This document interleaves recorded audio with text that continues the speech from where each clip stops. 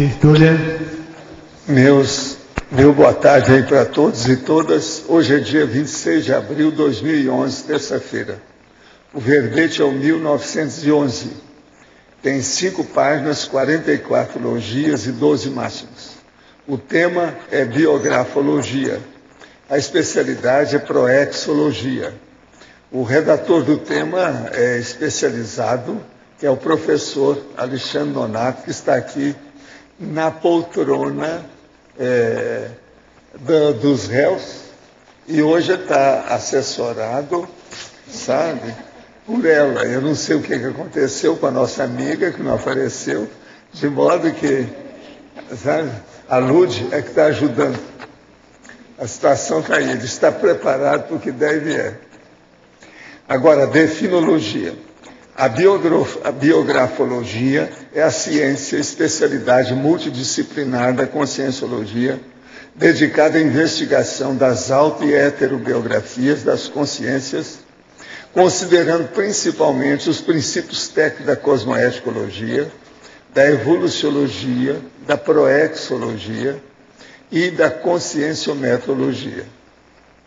O nível da linearidade autopensênica do biógrafo e do biografado. A observação atenta à família, às amizades e ao casal íntimo. Os trafores, os trafares e os trafais da personalidade estudada. O temperamento do biografado. A religião e o misticismo castradores do desenvolvimento parapsíquico do biografado. A pesquisa da personalidade consecutiva. A realidade contada versus a ocorrência real. A obra biográfica complacente, a obra biográfica depreciativa, a obra biográfica técnica. As diferenças entre biografia e livro-reportagem. A holobiografia pessoal. O pós-fácil extrafísico da proex. A autovivência do estado vibracional visando a identificação das sinaléticas parapsíquicas do biógrafo. O analfabetismo parapsíquico da maioria dos biógrafos e biografados. As ferramentas de análise holobiográfica dos evoluciólogos ainda desconhecidas. Agora, na argumentologia tem o completismo com 5 exemplos de áreas do conhecimento e respectivas personalidades, cujos estudos biografológicos indicam o completismo existencial. Na biografia, tem as biografias divididas em 2 tipos. Aqui está faltando um D também, tá? Divididas. Na taxologia, tem 6 exemplos de subdivisão de heterobiografias encontradas atualmente e listadas aqui em ordem alfabética. Tem 6. Na remissiologia, nós destacamos nos 15 verbetes 5. Elencologia, estigma autobiográfico, para-autobiografia, perfilologia e síntese caracterial. A frase enfática. A pesquisa biográfica cosmofisiológica aliada ao autoparapsiquismo avançado e aos princípios cosmoéticos e interassistenciais, constitui pilar básico da tarefa evolutiva dos evoluciólogos. Você já realizou algum balanço autobiográfico? Quais proveitos evolutivos você tirou da biografologia? Eu quero chamar a atenção que na bibliografia tem 9 fontes bibliográficas. Agora, perguntas. Existe interesse no desenvolvimento de aplicativos, programa desenvolvido para smartphones, iPod, iPad, Android, relacionado à enciclopédia da conscienciologia? É lógico que tem, né? Total, né? Tive essa ideia depois de ficar na dúvida de alguns neologismos e não ter onde consultar no momento. Vamos trabalhar. O que você puder fornecer, estão de braços abertos, com agradecimento antecipado desde já, né? Se uma consim dessomar sob condição debilitante relativamente ao uso do seu mental soma, Alzheimer, demência, traumatismo craniano prolongado, e existir a sua autoheterobiografia em algum ponto da recuperação no extrafísico, a sua biografia trará vantagem para si no acesso à sua holomemória? Pode também ser essa mais uma vantagem da biografologia? Você entendeu a pergunta? Deixa eu ler de novo, presta atenção. Se uma consim dessomar sob condição debilitante relativamente ao uso do seu mental soma, Alzheimer, demência, traumatismo craniano, e existir a sua autoheterobiografia, em algum ponto de recuperação no extrafísico, a sua biografia trará vantagem para si no acesso à sua holomemória? Pode também ser mais uma vantagem da biografologia? Eu acho que nesse caso aí depende um pouco da qualidade, né, da biografia, da própria vida, da consciência, né, em mas si, agora uma e do coisa, livro em mesmo si. que tenha sido traumático ou qualquer coisa, é muito importante que a pessoa fique autoconsciente daquela realidade. Sim. A consciência fica autoconsciente. De modo que, seja pró ou contra, lícito ou ilícito, de qualquer maneira, vai trazer algum benefício, como esclarecimento para atualização, colocar a consciência up to date. Não acha? Em algum momento vai servir, né? É interessante. Ontem à noite aconteceu algo estranho, foi a primeira vez. Uma hora após terminar a minha TENEPS, fui acometida de um mal-estar e um enjoo muito grande. Fui para a cama e os meus olhos começaram a trepidar. Uma movimentação estranha. Os zumbidos nos ouvidos alcançaram tons muito altos, como eu nunca tinha ouvido antes. Nesse instante, percebi em minha tela mental, uma consciência com aparência horrível. E veio com muita insistência a palavra enfrentar. Comecei uma conversa mental com a mesma e instalei o EV. Em poucos segundos, tudo sumiu. Dormi por mais de 9 horas, o que é anormal para mim, e não tem nenhum tipo de ressaca. Poderia falar algo? Olha, eles fizeram um desassédio extrafísico em você, e a prova melhor aí da história é o processo de ter colocado você dormindo sem tomar remédio. Isso aí não é fácil. Uma pessoa não dorme 9 horas assim sem mais remédio. Isso aí é ação de... Porque ela levantou bem, então isso é ação de amparador. Pode o pesquisador, no ato da escrita da autobiografia, evocar assédio devido à necessária busca das memórias de seu porão? Como evitar isso? Olha, eu acho que a questão da evocação é um dos pontos mais sérios no estudo biográfico. No meu ponto de vista, pelo menos na minha experiência, é o que eu vejo que mais me chamou a atenção com relação a isso. Eu não tinha noção do quão sério era a questão da evocação durante o estudo biográfico. E com a minha prática eu comecei a observar que isso é bem mais sério do que a gente imagina na teoria. Do ponto de vista da questão de quem está escrevendo a autobiografia, eu acho que um ponto que talvez possa ajudar é diminuir um pouco a carga de emocionalismo naquilo que está se escrevendo, de repente está carregando um pouco nas tintas, ou está fazendo uma análise que não é tão prioritária dentro daquele contexto. Acho que esse é o cuidado que pode ser tomado nesse sentido. Mas tanto na autobiografia quanto na heterobiografia, eu vejo que a questão da evocação é um dos pontos mais críticos a ser considerado na pesquisa. Eu acho que é um ponto porque você faz a evocação, muitas vezes eu vejo algumas perguntas, a sensação que dá, às vezes, algumas pessoas que não têm a experiência com isso ainda, é que a evocação que você faz é só daquela consciência que você está estudando. E na realidade não, na realidade a evocação ela é feita de todo um contexto histórico, né, de consciências que são a favor, contra o que você está escrevendo, e isso realmente é algo que tem que ser levado em consideração, trabalhar com as energias, isso é um ponto que realmente chama a atenção. Outro ponto que eu chamo a atenção aqui também é a própria TENEPS, né? A TENEPS tem uma relação que ajuda demais na questão da pesquisa biográfica, no meu ponto de vista.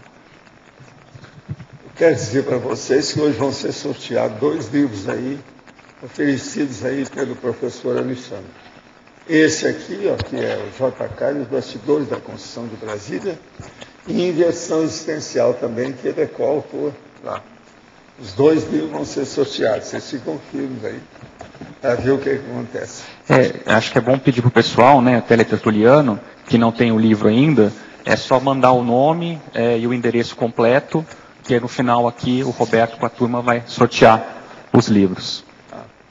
Outra coisa, o nosso amigo, o Dal Bosco, trouxe para mim um livro que ele acabou de lançar também, que é livro de contos, etc., de crônicas dele, História de um Homem Comum, Primeiros Passos. Está muito bonito o livro, muito bem apresentado, muito bem feito. E tem as histórias do processo dele, com todo o problema que envolve a parte literária dele. É muito interessante o livro. Eu vou indicar esse aí para a nossa turma. História de um Homem Comum. Agora, gente, eu queria chamar a atenção aqui que nesses 10 dias de ciência conscienciológica, de 7 a 16 de outubro, eles estão usando aqui um slogan que é reaprender para reeducar. Isso aí seria bom. Todo mundo aí começar a estudar mais esse slogan, que esse está dentro da minha linha. Reaprender para reeducar. Eu tenho feito isso através do século, pelas coisas que eu lembro. De modo que é fora de série. Agora, outra coisa que eu queria dizer para vocês é isso aqui. É da BBC do Brasil, que está na internet. Estudo indica que religião pode acabar em 9 países ricos. Dados de censo colhido desde o século XIX indicam que a religião pode ser extinta em 9 nações ricas que foram analisadas em estudo científico.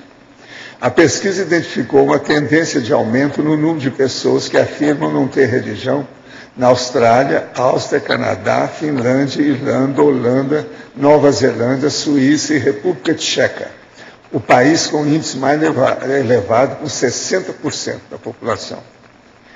Agora, usando o modelo de progressão matemática, o levantamento divulgado durante o encontro da American Physical Society mostra que as pessoas que querem alguma religião vão praticamente deixar de existir nesse país. Na Holanda, por exemplo, 70% dos holandeses não terão religião alguma até 2050. Hoje, esse grupo é de 40% da população. Em muitas democracias seculares modernas, há uma tendência maior de as pessoas se identificarem como sem uma religião. E por aí vai os detalhes todos. Agora, uma coisa que a gente nota, que eu percebi aqui pelas reações ao livro do professor Marcelo da Luz, é que algumas dessas pessoas, inclusive pessoas mesmo que trabalham dentro da mídia, eles não entendem o processo do princípio da descrença.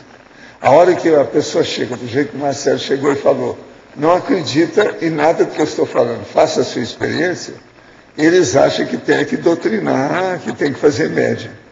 Então, tem dessas pessoas que até falou, como devemos dar vazão a quem não acredita no que diz? Você está entendendo? Torceu a situação, mas a gente nota que é por ignorância. Entende? Então ele falou assim, como devemos dar vazão a quem não acredita no que diz? Nós temos que acreditar. Entendeu como é que é? Então veja, essas coisas já são os problemas das análises do processo da religião. Isso vai ser inevitável. Mais ou menos em 1960, eu encontrei com uma pessoa que me falou, Aldo, eu tive uma precognição que as igrejas estavam sendo demolidas e algumas estavam virando escola, mas escola tipo universidade do país. Você acha que isso não vai acontecer? Você pode esperar. Eu desejaria ver alguma coisa dessa nessa vida, mas vai demorar. Agora, a gente já está vendo aí que não é assim tanto, né? A situação em alguns países parece que não vai ser, não. De modo que vamos ver o que acontece. Eu só sei é que os nossos excelentíssimos sacerdotes estão todos agitados. Eu vi o que o nosso amigo falou lá na rádio. Ele coloca toda hora os protestantes e evangélicos no meio. Está apelando para o povo ajudar. Ele falou, só um deles lá falou mais ou menos 5 vezes isso. E outra coisa, estão usando a palavra protestante, evangélico e protestante. Então, veja, você está usando a palavra proteção, nós temos direito também. O Marcelo tem direito de falar, de protestar. Qual o problema? Faz parte, eles mesmos estão usando. Agora, veja, o protestante que é usado hoje, que eles estão falando, era tudo inimigo deles aí, a situação. Você sabe, na hora que tem o inimigo comum, os inimigos entre eles se juntam. Isso faz parte do serviço. Agora, não há nenhum processo de defesa de princípios, dado que o homem falou, não. Ele está só defendendo as coisas da igreja. É igual ao outro que eu falei aqui da carta, a mesma coisa. Não há muita modificação nisso, não. Saiu uma pesquisa ontem indicando que o Brasil é o terceiro país do mundo que mais acredita em Deus. Então eram várias perguntas, você acredita em Deus, sim ou não? Às vezes também mais ou menos apareceram respostas. E o Brasil é o terceiro lugar que mais afirmou que acredita em Deus, pessoas convictas. Isso até superando alguns países que aparentemente são ditos como religiosos. Muita gente, né?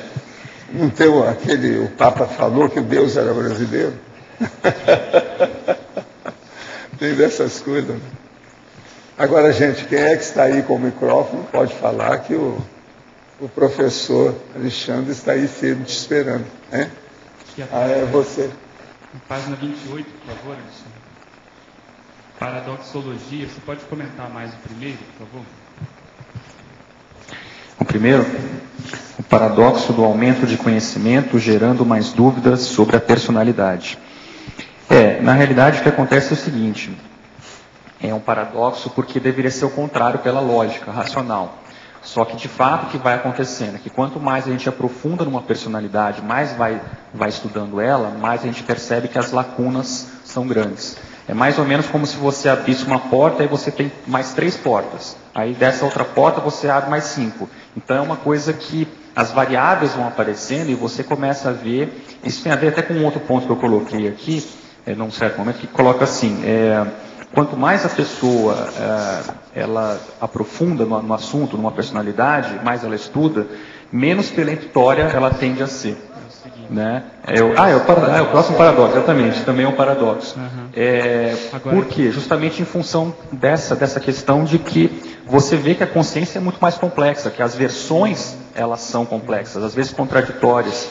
E existe um problema no estudo da questão da biografia que muitas vezes você fica em função de versões, do que as pessoas interpretam. Você trabalha com algumas versões documentais, que aí são fatos, dia tal, horário tal, aconteceu isso, foi falado isso, aí são aspectos bem objetivos. E questões que são subjetivas, né? A pessoa agiu de tal maneira assim, ou assado. Então, isso são interpretações e você tem que lidar com esses diferentes pontos de vista e interesses que envolvem isso daí. Então, tem que tomar muito cuidado com isso. E o erro que às vezes acontece nesse estudo biográfico a pessoa faz um estudo superficial, pega uma versão e toma aquilo como verdade. E esse é o problema, e aí o paradoxo dessa questão. Quanto mais a pessoa aprofunda, mais ela vai vendo que essa questão de você estudar e entender a biografia é uma questão complexa, é difícil. Você fazer a conscienciometria, a própria conscienciometria já é difícil. A de outra pessoa junto de você é difícil. Imagina uma coisa realmente distante. É isso mesmo. Eu queria que você falasse um pouco, eu estou vendo que você trouxe alguns livros, você pode comentar sobre essas referências que você trouxe? Tem algumas referências que estão aqui no verbete, né? Eu vou colocar alguns deles aqui que eu considero interessantes. Existem muitos outros livros sobre biografias, né? Na verdade, a grande parte das referências que tem são internacionais. Então, tem vários autores, mais em inglês e outros idiomas, que falam sobre biografias, que estudam sobre a análise sobre biografias, né? Alguns deles aqui são conhecidos no Brasil, em português um número reduzido. Um que estudou bastante esse tema foi um autor chamado Sérgio Vilas Boas. Então ele é jornalista e ele, no caso, deixa eu ver aqui, ele tem esse livro que chama Biografias e Biógrafos, que é baseado primeiro na referência, né? Que é baseado na dissertação de mestrado dele na USP, que depois desenvolveu esse livro. Esse outro livro também é dele, foi a tese de doutorado dele em sequência, que ele fez sobre biografismo, né? Esse eu considero, no meu ponto de vista, esses 2 livros, o primeiro principalmente, duas referências muito boas para quem tem interesse em estudar a questão de biografias. Aqui ele vai entrar na questão da diferença entre biografia, livro-reportagem, o que se exige numa pesquisa biográfica, a diferença por uma biografia romanceada, por uma biografia jornalística, histórica. Ele vai entrar numa série de detalhes de como que foi esse desenvolvimento histórico das biografias, né? Tem também alguns outros aqui. Essa aqui é a biografia jornalística, chama Diana Damasceno, o texto da complexidade. Aqui ela faz uma discussão mais da questão simbólica, literária, e o próprio tema em si é um pouco controvertido, porque algumas pessoas, inclusive eu, não concordamos com esse tema aqui, né? Porque a biografia, ela é biografia, não necessariamente jornalística, quer dizer, parece ser um gênero um pouco estranho, porque a biografia ela já é um gênero interdisciplinar, então fica estranho você falar biografia jornalística, mas de qualquer maneira é um livro que tem sobre o assunto e traz aspectos interessantes. O outro aqui, que eu inclusive coloquei no próprio verbete, na parte de teoriologia, né, é esse livro aqui do professor Felipe Pena, que é da UF, da Universidade Federal Fluminense, que é Teoria da Biografia Sem Fim. Esse livro, ele traz um aspecto bem interessante, que ele faz, na verdade, uma análise, um debate, uma discussão sobre a necessidade de uma biografia ser realmente com começo e meio e fim. Então, é uma discussão, assim, controvertida, tem alguns pontos que eu não concordo aqui, mas tem o aspecto mais interessante que eu vejo que ele ressalta é que ele coloca que a biografia não deveria ter fim, ou seja, deveriam ser setores da vida da pessoa que a gente pudesse cada vez mais ampliar essa discussão. Então, nesse sentido, o livro dele é muito interessante. E ele questiona esse método de começo, meio e fim para explicar a vida de uma pessoa, que a biografia, de fato, é muito mais complexa que isso. Então, é um livro que eu acho interessante, esse daqui. E um outro, que eu li ele parcialmente ainda, mas é uma antologia, é esse aqui, o biográfico Perspectivas Interdisciplinares. É esse daqui, tá?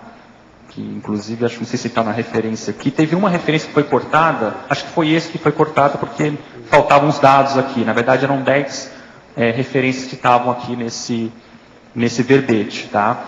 Mas, enfim, existem outros autores também que discutem, principalmente internacional, você vai encontrar muitos autores. O Peter Burke, por exemplo, que vai entrar nessa área da microhistória, ele vai ter bastante artigos e livros sobre esse assunto, capítulos de antologias e outras coisas mais.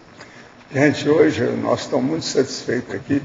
Estamos recebendo com grande honra um dos reis da mídia do Brasil. Um homem fora de série, que a turma de jornalistas, comunicadores que tem aqui, precisa de tirar o chapéu. Eu já tirei o meu, que é o nosso Luiz Ribeiro Pitarém.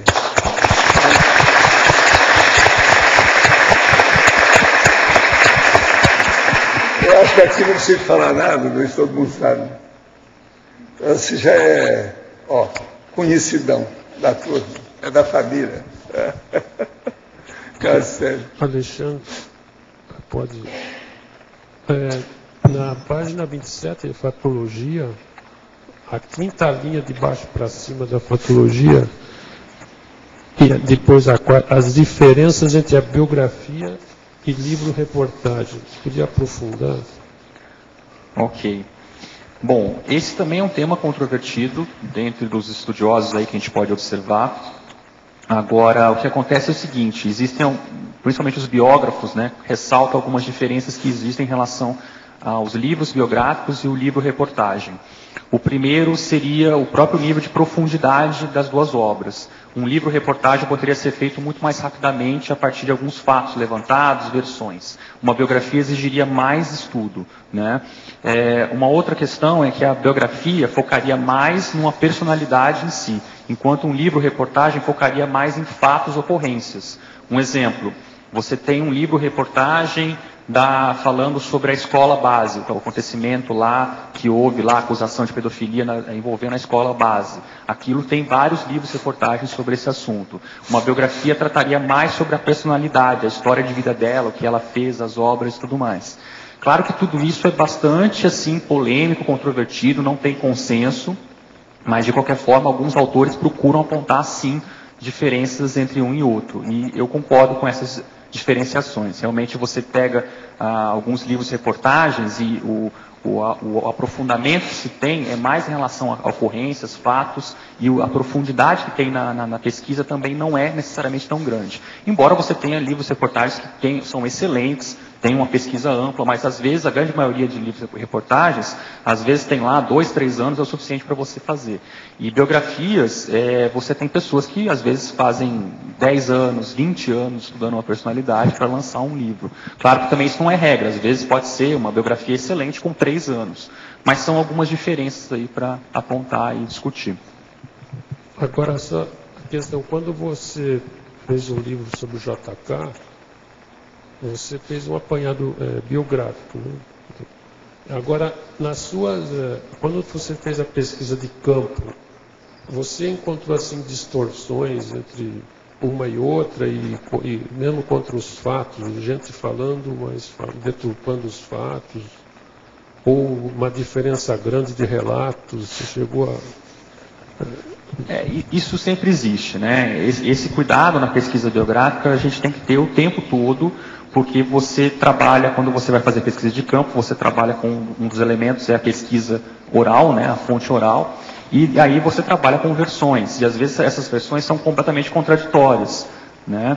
E você tem versões às vezes que são, às vezes até mitológicas, que aquilo você vai verificar e não ocorreu de fato. E no imaginário popular você já criou alguns aspectos que ninguém tira aquilo mais, né? Mas que às vezes algumas pessoas que aprofundam, pesquisam mais, vão ver que não é bem aquilo, né? Eu apresento no livro algumas questões dessas, por exemplo, a questão lá do Dom Bosco, que existe até um pesquisador chamado Tamanini, historiador lá de Brasília, e que ele aponta essa questão que houve manipulação de dados para que ficasse aquela aura de que Dom Bosco profetizou a construção de Brasília. Na verdade, existe uma controvérsia em relação a isso, porque foi mudado uma palavra, né, no texto que ele divulgou, e essa palavra, vamos dizer assim, ficava mais propícia para se interpretar que era ali realmente para ser construído Brasília. E o que ele falou no texto original dele foi mais amplo, né? Então, são polêmicas que existem e a gente tem que trabalhar com isso. O que acontece é o seguinte, a gente tem que procurar pesquisar para chegar no ponto mais exato possível. Se não for possível, a gente tem que colocar as diferentes versões. Em alguns fatos eu fiz exatamente isso, né?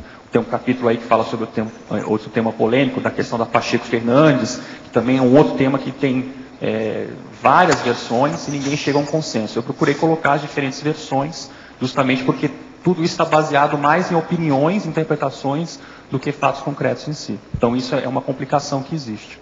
Então, correto, obrigado. O professor Alexandre, o senhor acabou de falar agora, tudo bom, que em determinados momentos, quando surgem os gargalos, você apresenta as diversas versões, como você acabou de comentar. Mas, de qualquer forma, na sua pesquisa, o caráter da subjetividade está presente. Você vai ter que decidir isso aí. Sem dúvida. Né? Mesmo levando em consideração técnicas de jornalismo, da biografia, você vai tomar decisões diante do que você ouviu, diante do que você apurou.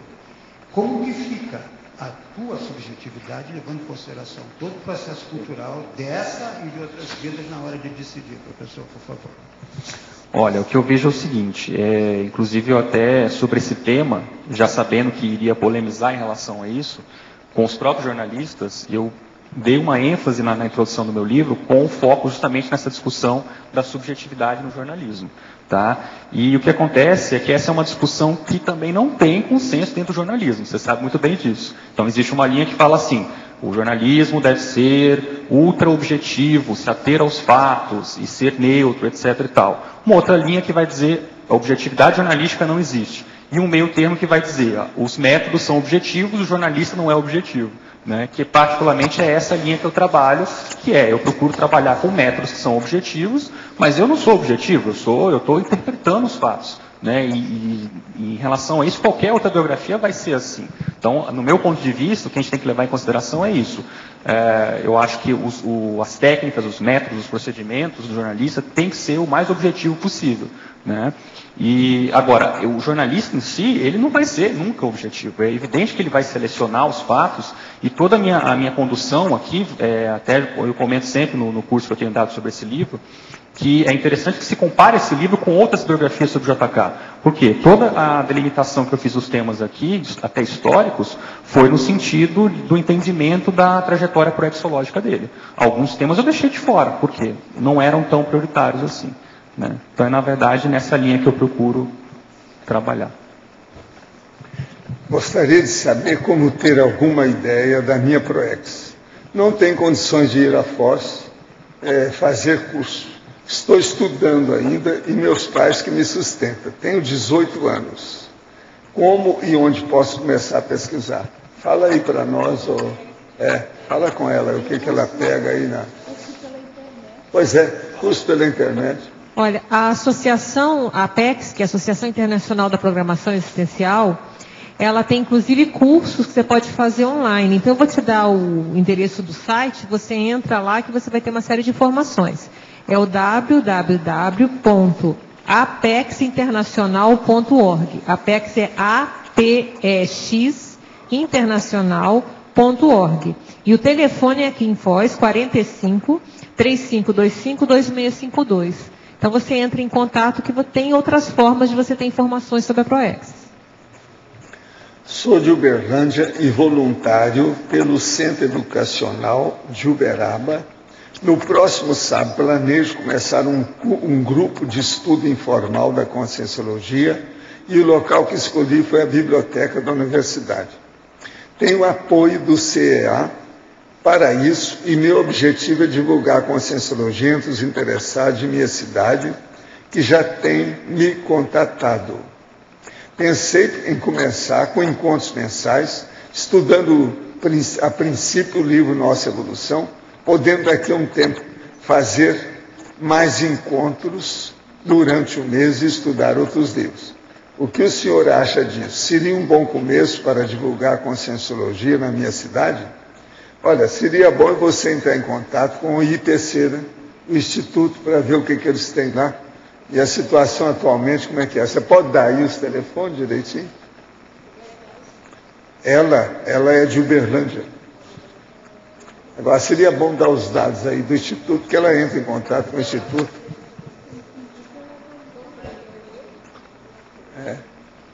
Olha, tem o IPC em Uberaba, que é bem pertinho de você. A gente está sem o telefone aqui, mas eu vou te dar o telefone do IPC daqui de Foz, que você liga e pega o de Uberaba, tá? Mas é aquele que nós tivemos lá. Pois é, exatamente. Ela está tentando pegar ali. Então, daqui a pouquinho a gente passa para você. Se você aguardar um pouco, tá certo? Ela está procurando o telefone. Então, daqui a pouco vocês passam. Agora, professor Alexandre, como já foi comentado, ou como já comentado em tertúlia, a primeira GESCOM, em muitos casos, são trabalhos autobiográficos.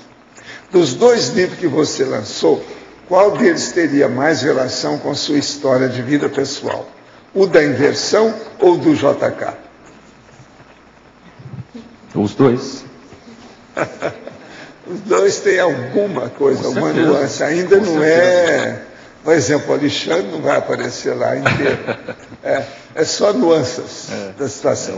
Agora, você sabe que, do ponto de vista geral, existe um princípio mais abarcante, mais generalista, generalizado ou generalizável, que é o seguinte: toda obra tem alguma conotação do autor. Então, ela é sempre autobiográfica. Não é só primeiro livro, nem nada, não. Sim. De modo geral, se a pessoa escrever uma obra, tem o estilo dele. O estilo é autobiográfico. É estilística, é estilologia. Né? De modo que... Max, aqui. Nessas biografias você já estudou, até na sua também.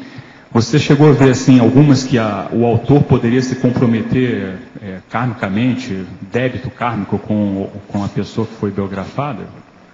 Você chegou a pensar nessa condição na hora que você estava escrevendo? Como é que é esse caso? Com certeza. Essa própria aí, né? É uma hipótese, né? Bem séria para pensar. Por que eu escrevi sobre essa personalidade? A hora que você entra no estudo da biografia, você aprofunda na vida da pessoa. Eu quero lembrar aquele caso do processo meu, uma coleção de selo, uma coleção filatélica. Eu vinha aí no Sul e sabia da existência do homem. E ele trabalhou exatamente 65 anos fazendo uma coleção de selo. Ele morreu, a viúva queria vender. Vem um amigo deles lá para vender o caso, eu fiquei com pena, comprei a coleção toda. Agora, milhares de selos especializados do Brasil, coisa muito séria, da madrugada republicana, que é de 1894, mais ou menos, para vocês terem uma ideia. São selos daquela época que não existe até hoje funcionando. Agora, eu comprei a coleção inteira, vocês já viram, né? Aqueles monte de álbuns, de classificadores especiais, sabe como é que é? Esses grandões, cheinho de milhares de selos, tudo estudado por ele durante 65 anos. Agora, o que se passa? Eu levo, o cara pega daqui, leva lá para o Rio para mim, e eu deixo aquilo. Quando chegou no fim de semana, que eu tinha jeito, eu fui olhar o material. Na hora que eu entro na história, ele apareceu, queria se incorporar, quer dizer, fazer a psicofonia e tomar conta da coleção de novo. Você está entendendo? Por isso que eu estou falando, é mais ou menos dentro dessa linha sua. Agora, chegou o enumerador para mim e falou assim, olha, saia do corpo e enfrente o homem. Fala tudo para ele. Então eu saí do corpo e fui lá. Joguei bastante energia na Consciex, que ainda estava indo. Fazia muito pouco tempo, ainda não tinha nenhum ano que ele tinha dessomado. Aí eu falei assim, olha, o senhor já morreu. Não pode mexer mais com a coleção. Eu peguei a coleção da sua mulher. Mas, vou tratar com amor e carinho. Ninguém vai desmembrar ou desfazer a sua coleção. Está me entendendo? Pois é. Agora, você tem que seguir seu destino. A vida é outra. Seu corpo, já foi embora. Não tem mais. Então, fui conversar até ele cair em si. A hora que caiu, o tal mal levou o camarada. Nunca mais eu vi. Agora, o melhor da história. Na biografia dele, eles achavam que ele era um pouco fajuto, que arranjava selo, que arranjava variedade que não era real, ele que compunha aquilo. Tinha umas coisas que não eram muito assim legais ou honestas. Então eles falavam para mim, olha bem a coleção dele. Eu fui olhar a coleção, não tem nada fajuto. Então, conclusão, muita coisa desse homem criaram uma aura contra ele de profissional filatérico que não correspondia à verdade. Está entendendo? E é muito interessante que ele é conhecido até fora do Brasil. Agora, se há de ver a hora que ele viu, mas eu já morri, você já morreu. Não vai mexer mais com o selo. As coisas iguais são outras. Pessoal, mas nessa linha ainda, o senhor, por exemplo, no Homo Sapiens Pacíficos e Reurbanizado, cita várias personalidades e faz tipo uma mini biografia de algumas pessoas ali que analisou.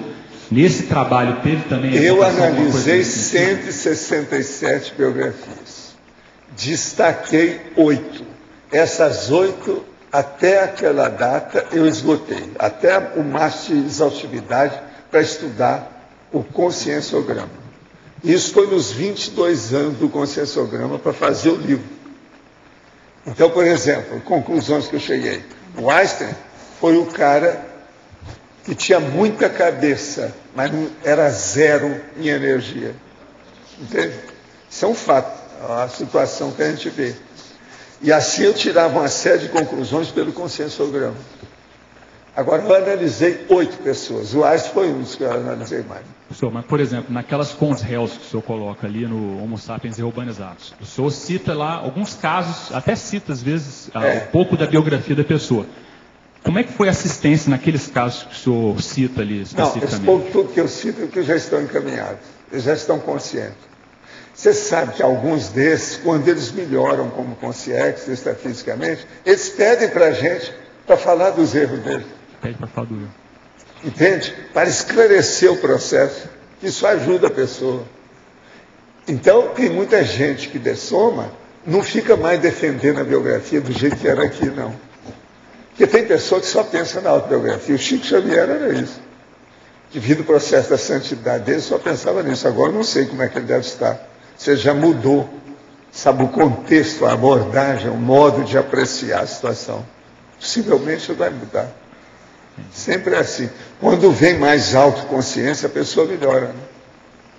Não, por exemplo, insistindo um pouco, o senhor pega lá o jornal, aí vê o caso, por exemplo, de uma pessoa que cometeu um crime, aí cita essa pessoa no seu livro. Não é? Foi isso que você fez várias vezes ali. Sim. Essas personalidades. Não, tem gente viva que eu também citei lá. Tem também. Mas olha, falaram besteira desse tamanho. Não, quando falaram besteira muito grande, eu coloquei. Para jambrar. Mas eu queria não é assim que o povo falar, para jambrar. Mas assim, desses casos, por exemplo, como é que foi? Existiu alguns casos que teve uma repercussão? Não, esse é quando eu vejo que está demais. Então é bom a gente apontar para ele, olha, está errado, para ele não errar mais.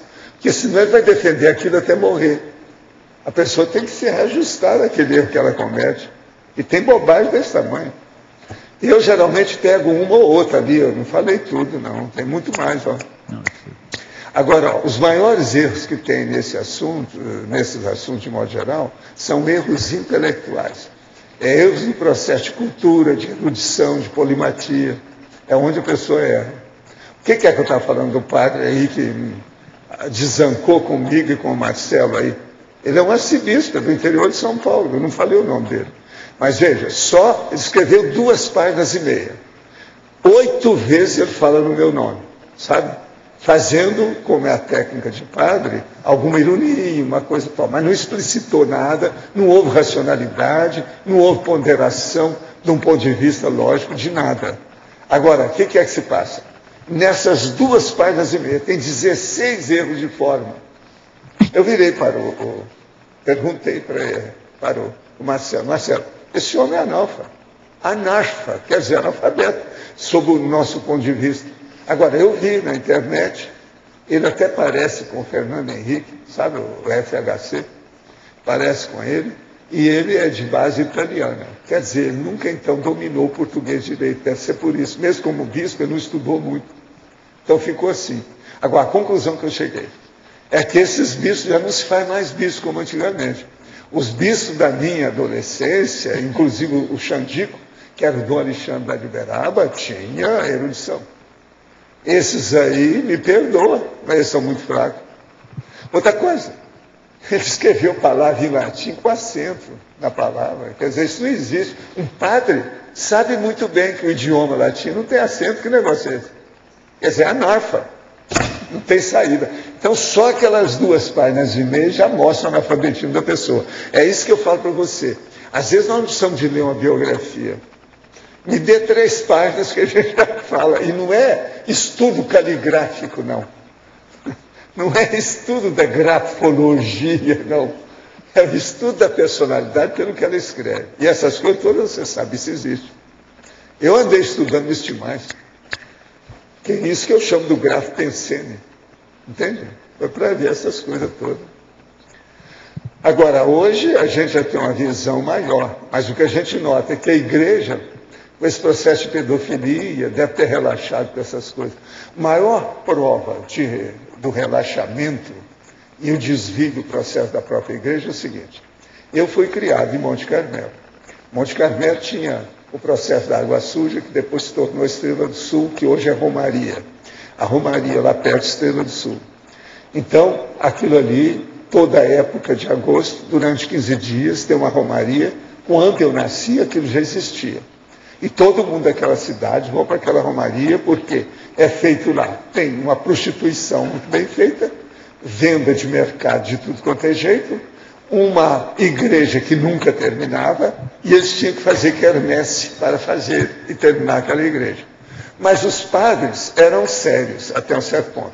Um deles, uma vez, roubou a namorada do meu irmão. Mas roubou para ele. Agora, o que se passa? Mas eles tinham cabeças. Muitos deles eu tive amigo dominicano de uma cultura impressionante. Eu sei porque eu fiz sessões espíritas com esses dominicanos lá de Uberaba. Essa coisa toda lá de dentro. Um deles deixou a batina por causa das nossas reuniões. Eles mesmos que vieram pedir para mim. Agora, o que é que se passa? Hoje a gente nota que talvez com a pedofilia, essas coisas todas, esse nível caiu. Porque isso aí, gente, tem mais ou menos meio século. Esse meio século que eu estou falando, eu vi até hoje de contato mais direto com 5 bispos direto. Tudo contra mim. Esse é o último, é o 5º. Mas tem 4 anos. Inclusive teve uma aqui, que indiretamente ele começou a escrever umas coisas, dos jornais aqui de Curitiba, e o homem desceu a lenha no Chico Xavier e mim. Eu então fiz um artigo pequenininho, que sabia que eles não iam publicar, e mandei uma carta para o articulista. A partir daquele momento que eu mandei o negócio, eles receberam, nunca mais apareceu artigo nenhum, tudo silenciou, ficou tudo calado. Passam 2, 3 anos, tem um homem atrás de mim. Era justamente o articulista, que tem livro dele publicado no Paraná. O nome dele é Della Grave. Esse eu posso falar. Agora, o que é que se passa? O homem, fora de série, Della Grave. A hora que ele viu o que eu escrevi, ele caiu em si e cortou as relações com o processo do Arcebispado do Paraná. Deixou de publicar, não teve mais nada. Então, passa um pouco, ele vai lá, passa 2 anos, ele vai lá para falar comigo. Eu queria até conversar com o senhor, jantar com o senhor, ver sua biblioteca, que não sei o quê e tal. Vocês estão entendendo? Esse foi o bispo indiretamente. Agora, o que ele combatia? Lá, eles estavam fazendo uma polêmica, metendo o pau no jornal, no Chico, em mim, devido ao processo de reencarnação. Entende? E ninguém estava respondendo nada daquilo. Eu, então, mando o negócio para o jornal deles, da Igreja Católica. Negócio para valer, aonde o cara escrevia. E, agora, o Della Grave, depois eu fiquei até amigo dele, tudo, mas nunca mais também encontrei. Ele já estava com uma certa idade, tudo. Esse era erudito, não era bobo. Tem o livro dele, uma opção de coisas sobre o livro dele, é só procurar. Lá na holoteca tem livro do Della Grave, ele não é bobo. Entende? Pegar a época dele. Mas olha, ele mudou tudo para a igreja. Devido ao meu artigo e as verdades que eu falei para ele na carta. De modo que a vida tem disso. Está entendendo? Agora, gente, gostaria que o senhor esclarecesse. Toda instituição conscienciocêntrica tem no extrafísico uma para-instituição interligada? Indiretamente tem, mas é assim, às vezes fica ligado, como nós temos aqui, a maioria das ICs estão ligadas na interlúdio. Mas é uma interlúdio só para muitas ICs. Na desassimilação, quando instalamos o EV, aquilo que foi desassimilado permanece da mesma forma ou sofre alguma transmutação? Depende do que é, qual o objeto e o objetivo. Aí depende. Nesse caso, em que a intencionalidade da consciência pode interferir? Olha, dependendo da situação, a consciência supera qualquer processo orgânico ou material. A consciência supera. Eu já vi, dependendo do material, a consciência supera. Eu já vi, dependendo do material, a consciência supera. Eu já vi, dependendo do material, a consciência supera. Eu já vi, dependendo do material, a consciência com sol em cima. De modo que essas coisas todas em matéria de biologia e de matéria, tudo pode. Outra coisa, vi a monja fora do corpo que fez assim e mandou a mão dela em cima das armas e elas pegaram fogo. Como é que é possível? Então, há uma porção de derrogação das leis da física do jeito que nós conhecemos. Nós não sabemos como é o arcabouço, como é o mecanismo, como é a articulação para fazer essa técnica. Outra coisa para você. Gostaria de saber do verbetólogo professor Alexandre se ele tem alguma relação com o passado do JK e por isso a criação do livro biográfico. Pega aí. A relação é evidente que sim, né? Quer dizer, lógico que tem, né? Eu não escreveria um livro quem, sem ter alguma relação, né? Se fosse realmente comigo, ninguém ia perguntar isso. Exatamente. Você conviveu com ele, é diferente, né? Assim, eu tenho estudado algumas questões com relação a hipóteses que eu tenho com relação ao meu passado, né? O que eu vejo é que, assim, o que eu tenho estudado mais... Você nasceu em que ano? 1978. Foi bem depois dele.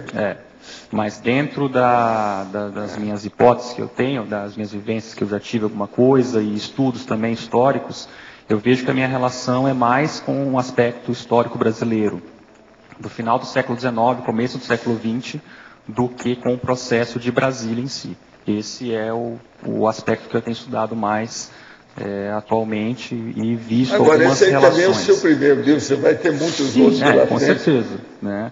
O que também não deixa de ter relação com a temática das suas relações oportunamente. Porque JK nasceu em 1902, né? Então está nessa faixa, nesse período aí que eu estou estudando do meu processo aí de passado, que eu vejo.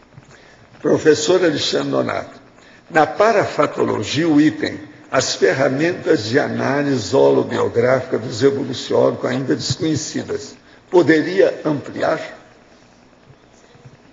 Pois é, eu não posso ampliar porque elas ainda são desconhecidas.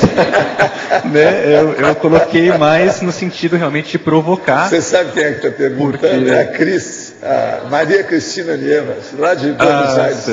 Certo.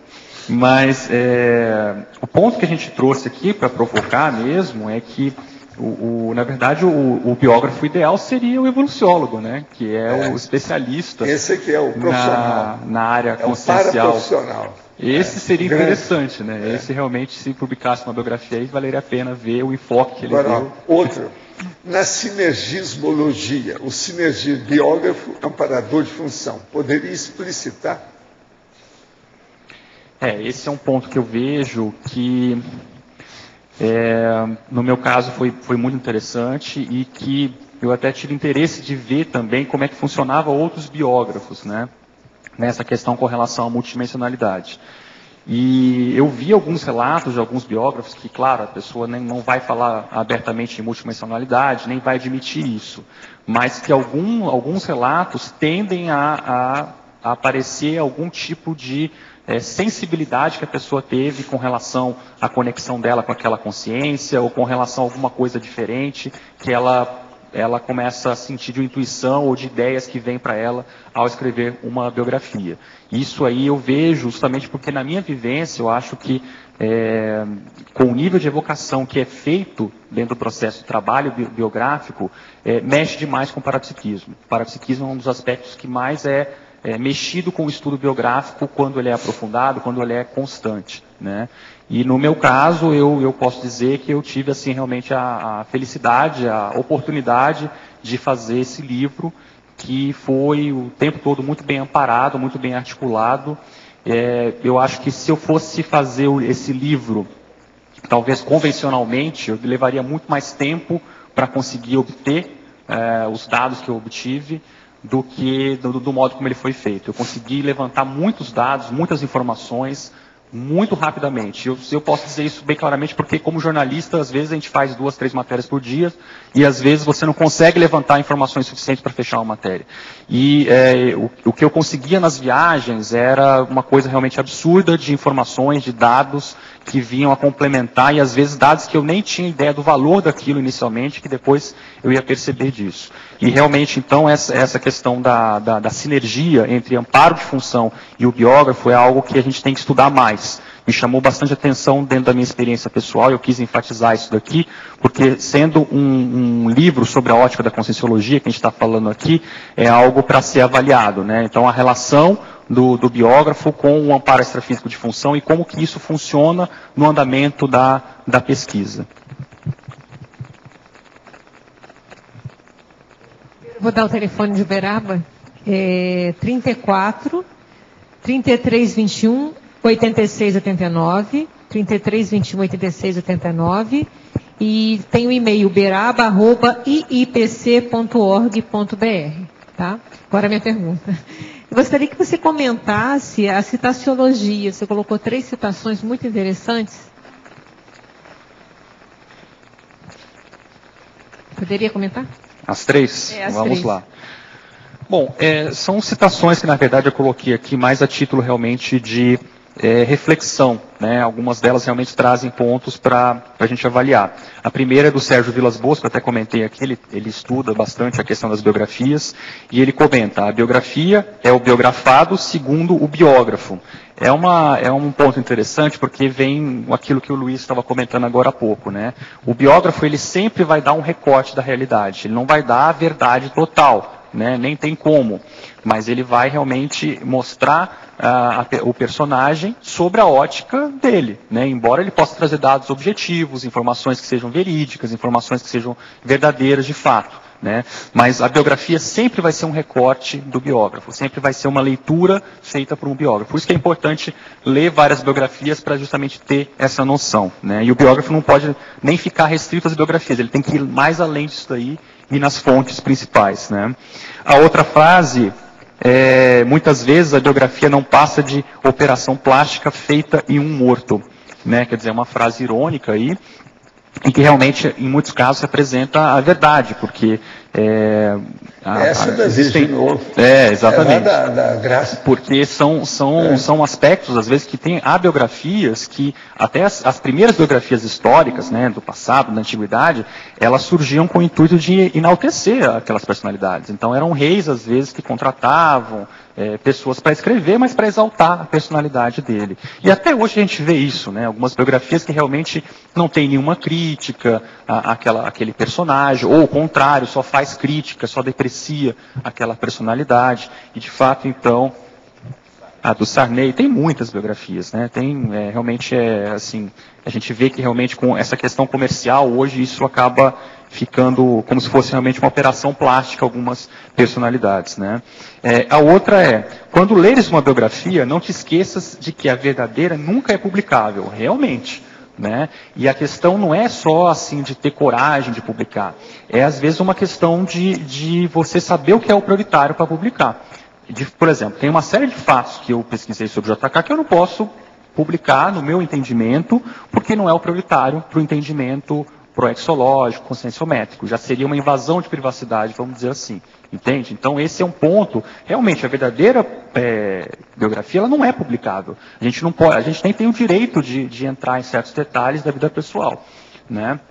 Então, essa é uma questão aí que eu vejo nesse sentido para se avaliar, né? São pontos, aspectos aí. Mas sai uma biografia do Sarney, parece que é a favor, né? Isso. Alexandre. Deve ser uma biografia autorizada, né? Provavelmente. Alexandre, aqui em cima no ar. Ok. Na megapensenologia, você podia debater, aprofundar essa ideia, a última, a quarta. Qual que é a página, por favor? 26. Primeira página, megapensenologia. Tá, você quer o quê? A primeira? A última. A Completista. Fala sim. Nessa competência, o que você está querendo? Completista, autobiógrafo competente. Né? O que acontece é o seguinte: o que é o completista existencial? Nada mais é do que aquela personalidade que teve uma autobiografia bem sucedida, que se saiu bem, né?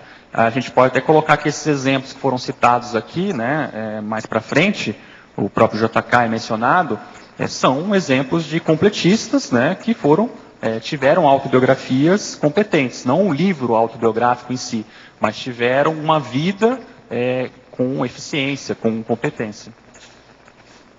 Aqui, professor Alexandre, na página 28, trinomiologia.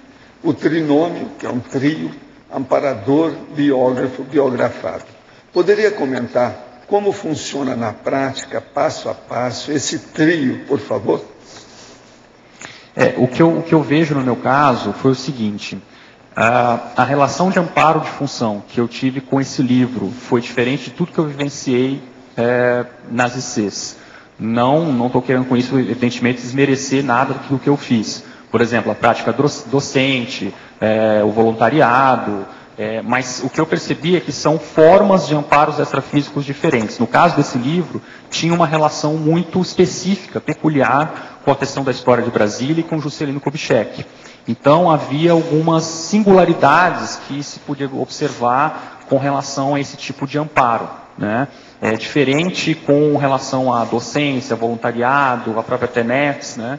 E isso daí eu acho que é um ponto a ser pesquisado mais seriamente pelos biógrafos, pelos pesquisadores da Conscienciologia, pelos EPICONs, que eu coloco aqui também no próprio livro, um convite, projetores conscientes, para a gente expandir mais essa temática.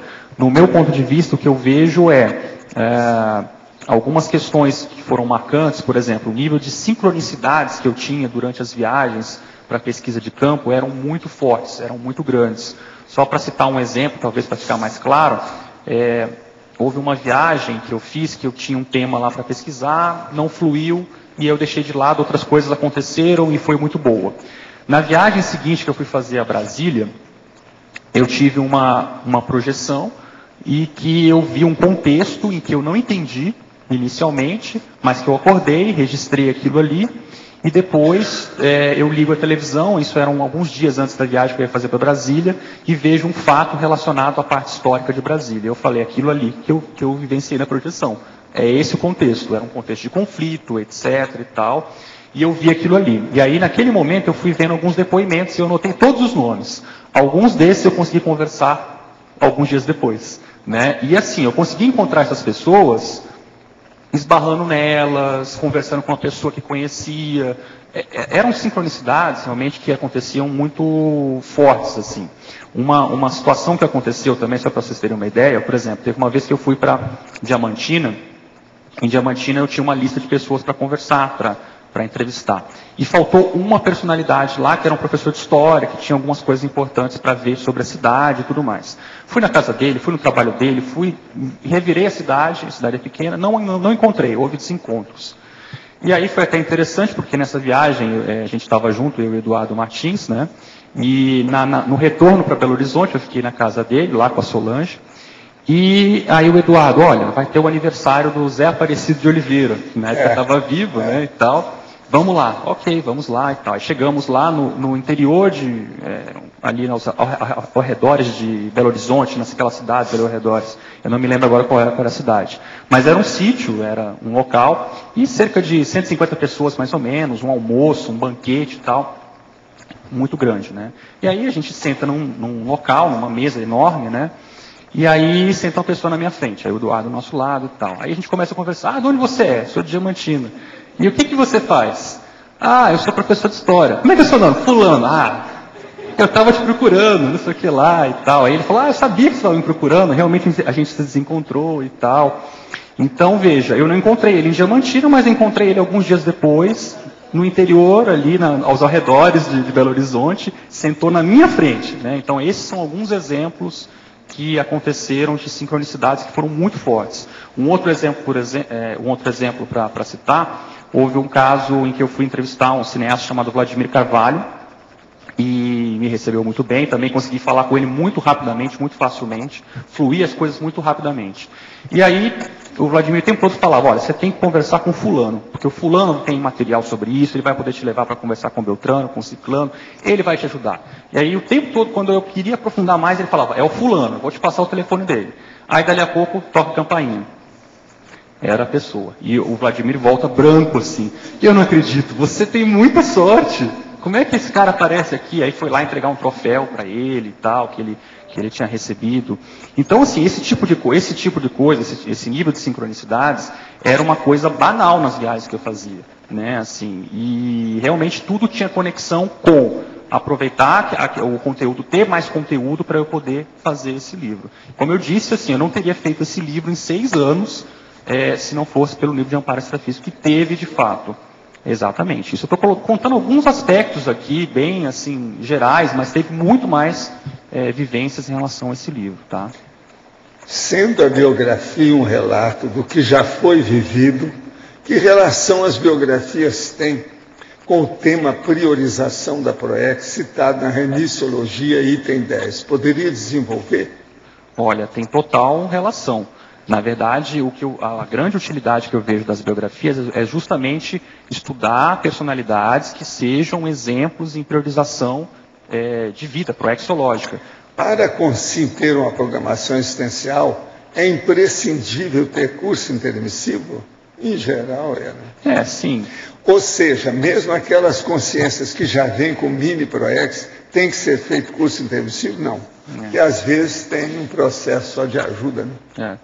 Agora, professor Alexandre, na página 26, em Megapensenologia, poderia aprofundar o primeiro Megapensen trivocabular, biografia, embalsamamento consciencial. Eu acho que a palavra não está do jeito que é aí, não. Aqui está embalsamento, mas é embalsamamento. É verdade. É verdade. É isso aí. Eu tive consertando, né? É no sentido de que a biografia, toda a biografia, ela cristaliza uma faceta daquela consciência, né? Então, é mais nesse sentido. Aquilo é um retrato que mostra uma parte, uma faceta daquela consciência. Professor, queria fazer uma pergunta para o senhor. Algum tempo atrás, numa tertúlia, eu fiz uma pergunta sobre biografia.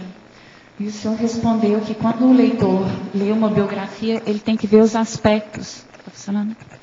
Que reverbera no leitor do biografado. Eu fiquei na dúvida se o que a gente tem que ver desses aspectos é para ver se a gente pertence ao grupo do biografado ou se é para avaliar o que ele errou. A coisa mais séria do que isso, presta atenção. Eu, durante 19 anos, estudei os processos da conscienciologia para fazer o livro Projeciologia. Agora, o que se passa? Eu vi mais ou menos e consultei 47 mil obras no Brasil e no exterior. Uma boa parte dessas obras tem tudo aí, que eu comprei os livros com o passar do tempo, entrei até nas auctions, nos leilões internacionais para comprar as obras antigas. Agora, o que se passa? Comecei a selecionar aquilo. Deu menos de 2.000 obras daquele negócio todo. Porque o resto tudo era lixo, dentro daquilo que eu procurava. Muito embora tivesse valor, mas não era dentro da linha que eu estava procurando, que era dos fenômenos parapsíquicos que tivesse relação com projeção. Agora, o que se passa? O povo via eu trabalhando com aquilo, ano após ano, via a minha biblioteca, que tudo assim, Valdo, isso é uma bobagem que você está fazendo, você está perdendo tempo com isso. Quem é que vai se interessar por uma coisa dessa? Está tudo superado. A maioria desses livros que você está lendo é do século XIX. Como é que fica isso e tal? Mas eu tinha aquilo tudo articulado e fui caminhando. Lá pelas tantas, eu selecionei todos aqueles autores que tinham feito livros sobre projeção consciente, deles mesmos. Alguns deles, então, devido à leitura que eu fiz, evocado eu encontrar com eles fora do corpo. Você está entendendo como é que é? São vários. Eu encontrei com eles. O cara da França, o cara de vários lugares, da Itália, tem vários ali, de lugares diferentes, países diferentes que eles viveram.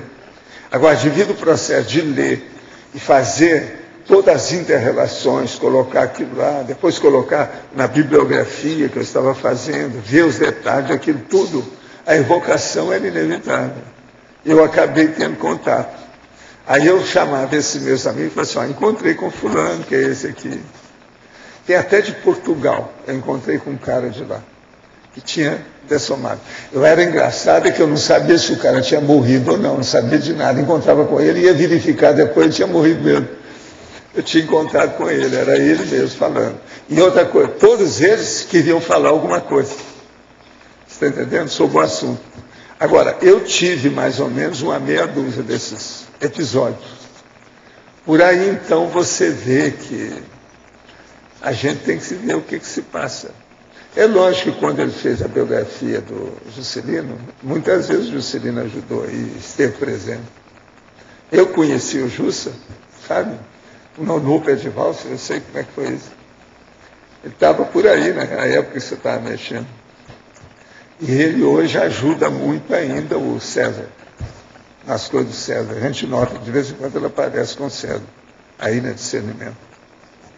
O Juscelino é fora de série, por causa do temperamento dele. Sabe, alegre, exposto, extrovertido, fora de série. Então, essa comunicação ajuda muito no processo do intercâmbio interconsciencial, entende? Seja de consciex para consim, consciex, consciex, sempre ajuda muito. E ele é uma prova disso.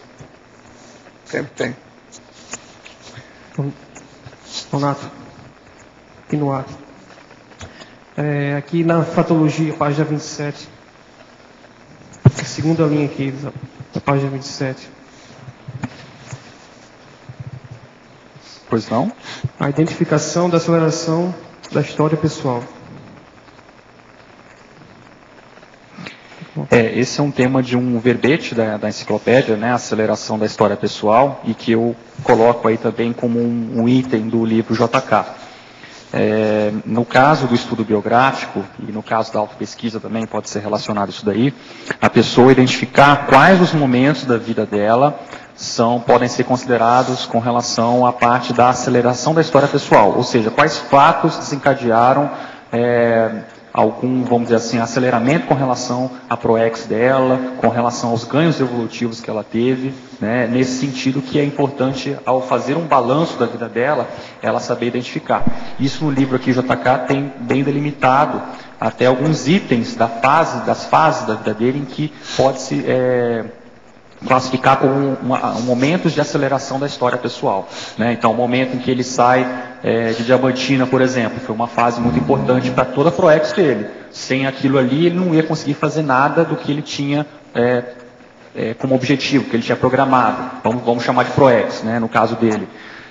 Outra fase, a própria faculdade de medicina que ele fez, o momento em que ele faz uma viagem internacional, aquilo foi fundamental. Ele mesmo reconhece na autobiografia dele para ampliar a cabeça dele em termos políticos. E assim vai, né? A viagem que ele faz para Passa Quatro, em que ele é convocado para o front da guerra, e é ali que ele começa a conhecer os políticos, e a partir dali que ele vai para a política. Então, esses momentos, a gente identificar no nosso caso, e também no estudo da heterobiografia, identificar no caso da outra consciência é muito importante.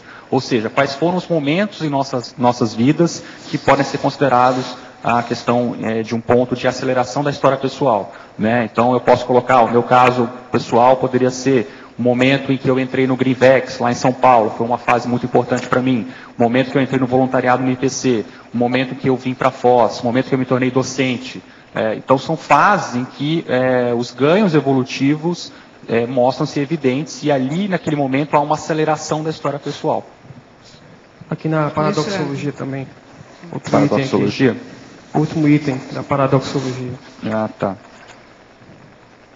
Sim, esse a gente já falou, mas é o paradoxo da profundidade da pesquisa levando à redução de afirmações peremptórias, essa daí, né? A gente falou aqui, mas rapidamente dando um resumo aqui para você, a gente, no caso aqui, o ponto é o seguinte, é um paradoxo porque quanto mais a pessoa aprofunda na pesquisa, em tese mais, assim, teoricamente, ela poderia fazer afirmações, né? Porém, o que se vê é que quanto mais ela estuda aquela personalidade, mais ela vai vendo que a realidade é complexa, e por isso mesmo ela não pode fazer afirmações peremptórias, ou seja, muito taxativas, muito que sejam determinantes, assim, fechou o assunto e é isso, ponto final. Entende? Então a realidade ela é complexa, tem muitas variáveis, tem muitas versões, e por isso então que quando uma pessoa começa a aprofundar mais no estudo biográfico, ela vê que é difícil ela fazer algumas afirmações taxativas, não que não possam ser feitas, né? Por exemplo, eu posso fazer uma afirmação aqui, do meu ponto de vista, JK foi o maior político brasileiro, presidente da República de todos os tempos, né? É o meu ponto de vista, é uma afirmação peremptória. Porém, quando a gente entra em alguns detalhes da vida pessoal, nem sempre isso é possível fazer, porque aí já é mais complexo o funcionamento disso. No caso, você deixa em aberto, não é isso? Não, você não deixa em aberto, você procura ver com mais ponderação. Você procura ver que não há consenso dentro daquela abordagem, que você não pode fazer uma afirmação conclusiva, né? Você pode colocar, olha, existem diferentes versões e até colocar o seu ponto de vista, mas não de uma maneira taxativa.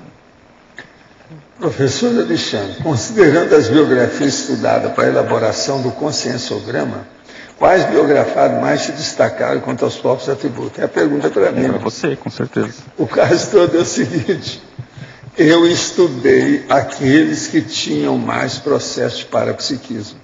E alguns da ciência, como foi o caso do Einstein. Mas, por exemplo, eu estudei a Blavatsky, a Allan Kardec, está entendendo? Vários desses assim. O que tinha, por exemplo, sobre o nosso amigo lá, antigo, que eu considero que era o maior, o Apolônio, Entendendo? Todos esses eu dediquei mais tempo. Mas por exemplo, Apolônio. As biografias que existem, a Igreja Católica acabou com tudo que dizia a respeito a ele. Agora, o que é que se destacavam mais? Haviam pessoas, por exemplo, que tinham alguns atributos conscienciais daquilo que a gente procurava, e outras não. Agora, uma boa parte desse povo, dentro do conscienciograma na ocasião, ficou na base assim de 30%, 40%. Entende? Devido ao processo da expressão do conscienciograma ser mais ampla. Tem uma cosmovisão, exigir mais uma, vamos dizer, abrangência maior do que aquilo da época que a pessoa viveu. Algum biografado apresentava maturidade igual ou superior à do desperto? Não, eu não vi nenhum desses que eu estive estudando. Na elaboração do conscienciograma, quais métodos o professor utilizou para pesquisar as consciências mais evoluídas que o desperto? Olha, eu usei todas as técnicas que hoje nós falamos da conscienciologia e usei todas as perguntas que você vai achar, que são 2.000 perguntas do conscienciograma. Procurava encaixar pela biografia, porque tem muita biografia que responde aquelas perguntas. Depende da pessoa ir estudando. Agora, com isso, nós chegamos a algumas conclusões do processo, e isso me ajudou muito na consideração e no levantamento dos detalhes das questões finais do conscienciograma. Mas foi a partir disso também que eu tive ideia, que o ideal era fazer um conscienciograma com 50.000 questões, e não 2.000 como eu fiz. Mas eu também falei lá, que essas 2.000 são indispensáveis. Não adianta querer tirar fora que a pessoa, aquilo é inafastável. Não tem jeito de tirar. Agora, é justificável para o tenepsista veterano que submete alguém à impacto-terapia usar das energias para encapsular a pessoa com intenção cosmoética? Aí depende da pessoa com o amparador dela. É bom ouvir o amparador para ver o que ele acha. Que é ali o contexto da hora, para se ver como é que é. Agora, para você, professor Alexandre, morei em Diamantina. Os diamantinenses são fanáticos JK. Você observou isso enquanto esteve lá? Você esteve em contato com os biólogos Sérgio Cabral e Rui Castro. Um deles dá a entender que quando escreve uma biografia, sente muito a presença deles ou a energia do biografado. O que você tem a dizer sobre isso? É o Sérgio Cabral e o Rui Castro. Com relação à Diamantina, realmente a gente observa essa paixão muito grande, não só em Diamantina, né? Belo Horizonte também, Minas Gerais e Brasília, eles exaltam demais a figura de JK. Mas Diamantina, porque era a terra natal dele, e o turismo vive muito também em função ali da figura dele, sem dúvida alguma, exalta-se muito ele. E assim, as figuras lá de Diamantina realmente foram muito boas comigo, receptivas, me ajudaram demais na pesquisa e, enfim, realmente é algo que foi indispensável nesse trabalho. Aí, com relação a outra pergunta, foi... Sobre o Sérgio Cabral e o Rui Castro. Eu não conheço os dois pessoalmente, mas é o ponto que eu comentei no início aqui da tertúlia.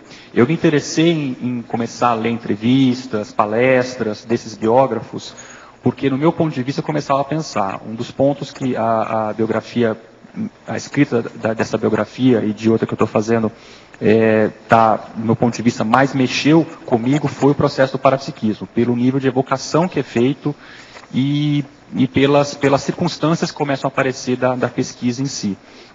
Algumas até já comentei aqui, né? Então eu comecei a pensar, se isso acontece comigo, provavelmente deve acontecer com outros biógrafos também, mesmo que não conheçam a Conscienciologia, porque a intensidade ela é muito forte, né? A pessoa vai aprofundando na pesquisa, ela não tem como se encapsular daquilo ali, só se a pessoa for muito casca grossa realmente, que ela vai não perceber as interações que a pessoa vai fazer, porque ela está envolvida às vezes 24 horas com aquilo, com aquela pesquisa. E nesse caso eu cheguei à conclusão, como foi colocado aí por você, que alguns biógrafos citam indiretamente algum tipo de de percepção ou de sensibilidade com relação ao personagem estudado. Uma coisa que é muito comum ver são biógrafos falando o seguinte, que chega um ponto na pesquisa que é como se ele percebesse que aquela personalidade é alguém muito próximo dele. Isso é muito comum, bastante comum se ver. E realmente, eu avaliando hoje, dentro da questão de JK, na minha memória, é como se fosse um parente distante, alguma coisa assim, no sentido de que quando eu penso em JK, me vem à memória a imagem dele tão forte quanto um parente distante, alguma coisa assim. Porque justamente você entrou naquele holopensene, você interagiu de certa maneira fazendo a pesquisa. A pesquisa é uma forma de interação que você faz, né? Então é muito interessante você ver isso, porque a própria memória tem esse mecanismo. Quando você se lembra, é como se ele tivesse convivido com ele, né? Até porque o próprio JK, nesse caso, ele tem o agravante, entre aspas, né, de ter fotos, de ter vídeos dele falando. Se é uma personalidade mais antiga, isso fica mais complicado, porque não tem, às vezes, o referencial dele. Mas, no caso aqui, ele teve, né? Então, é possível você até se lembrar, assim, de como ele fala, dos gestuais dele e tal. Eu concordo com esse comentário, então, que foi feito aí com relação aos biógrafos. Alexandre. Aqui. Na parapatologia, no finalzinho da 7ª linha, de baixo para cima, você colocou assim, as vivências parapsíquicas incompreendidas pelo biografado. Eu queria saber assim, se você tem algum relato de alguma vivência parapsíquica incompreendida pelo biógrafo. Como é que você já falou das suas vivências parapsíquicas conhecidas, né, que você identificou. Minha pergunta é se houve alguma que você não entendeu, não compreendeu. Existiu para você esse tipo Para mim? Ah, sim, com certeza. Acho que teve mais vivências que eu não entendi do que eu entendi, né? Agora, o que eu procurei fazer é anotar, registrar algumas coisas, em seguida, às vezes, acontecia muito isso. Eu tinha uma experiência e, em seguida, eu tinha alguma coisa para eu entender o que aquilo significava. Isso acontecia. Em outras vezes, eu tenho situações em que eu não pude confirmar nada. Tá? Agora, o que eu chamei a atenção aí no caso do biografado é porque justamente a gente vê isso no estudo da biografia, que aquele personagem às vezes passa por vivências parapsíquicas que ele não entende, porque ele não estudou realmente aquilo, e você vê isso claramente. O Juscelino, por exemplo, ele tinha sensibilidade parapsíquica, mas ele não desenvolveu o parapsiquismo, ele não era um parapsíquico, mas que ele tinha sensibilidade, ele tinha. Então, numa próxima vida, se ele for priorizar isso, por exemplo, eu tenho certeza que ele tem grandes possibilidades de desenvolver o parapsiquismo, porque ele tinha essa sensibilidade, né? De repente tem um curso intermissivo também, né?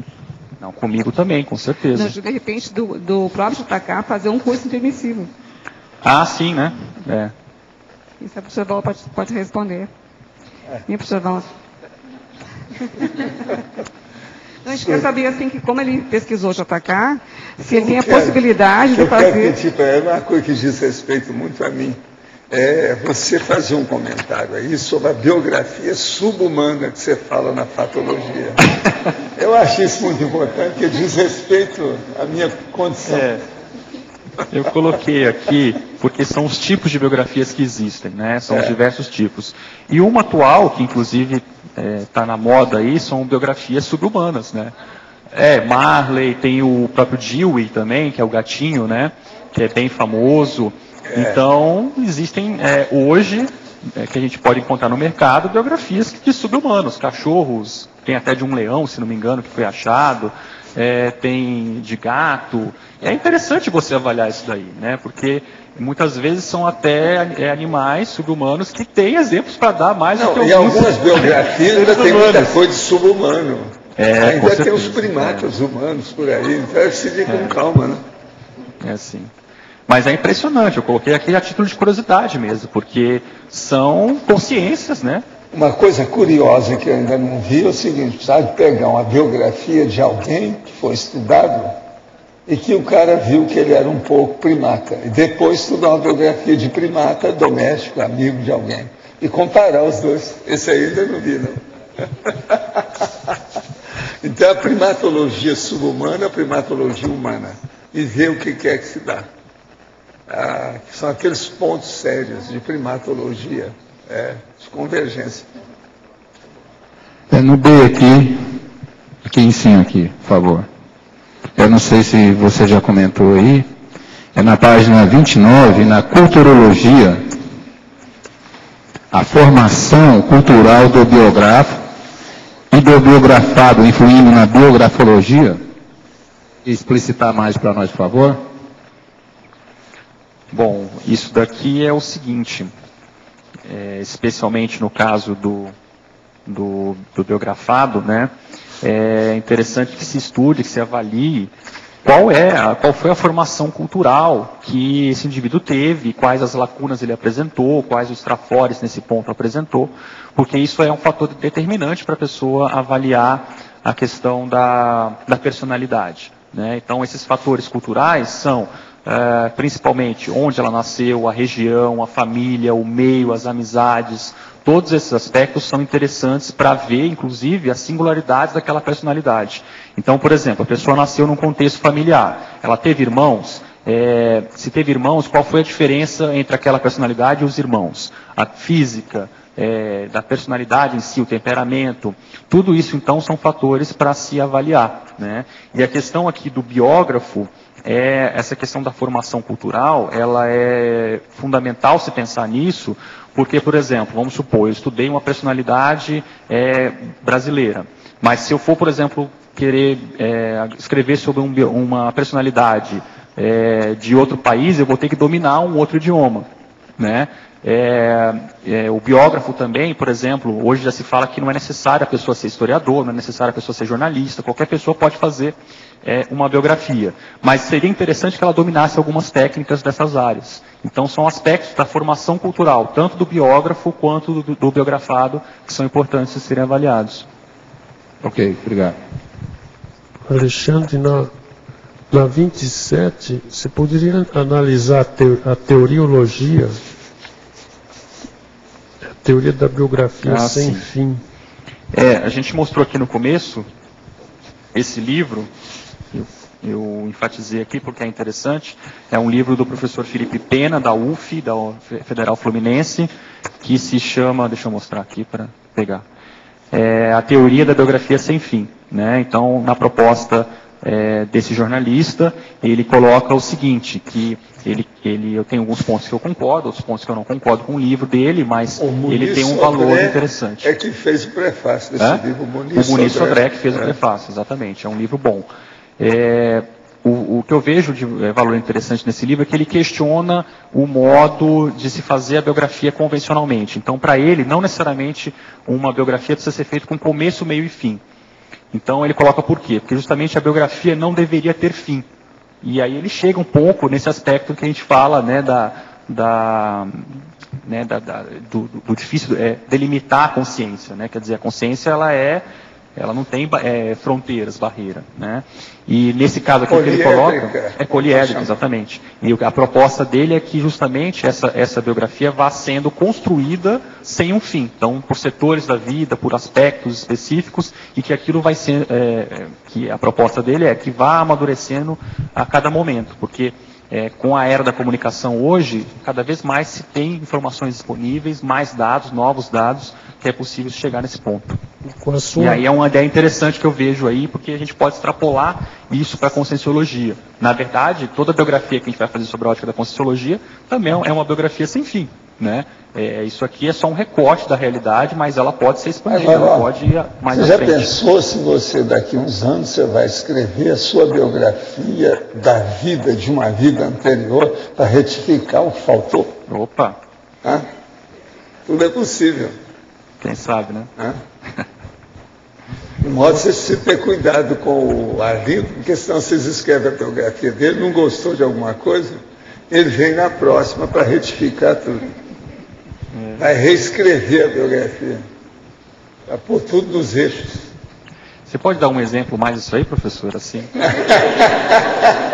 Já que deu a dica, a gente quer saber um pouco mais. Né? Caso sério. Eu também quero. Não, já teve gente que já falou nisso. Agora a gente não sabe, né?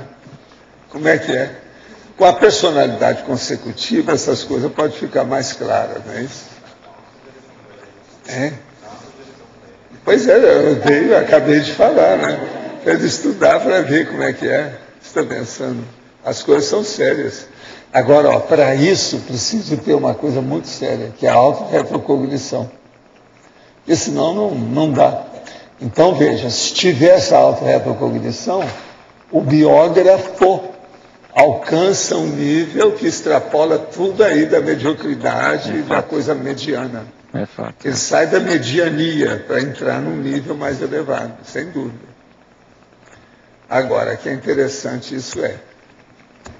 Um cara que podia fazer isso, se ele aparecer por aí, é o Auger, lá daquele livro. Lá sabe? Dos Estados Unidos.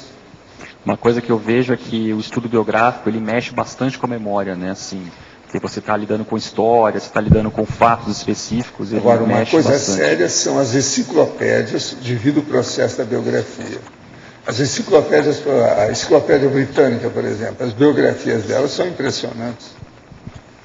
Agora, por exemplo, aquele caso lá,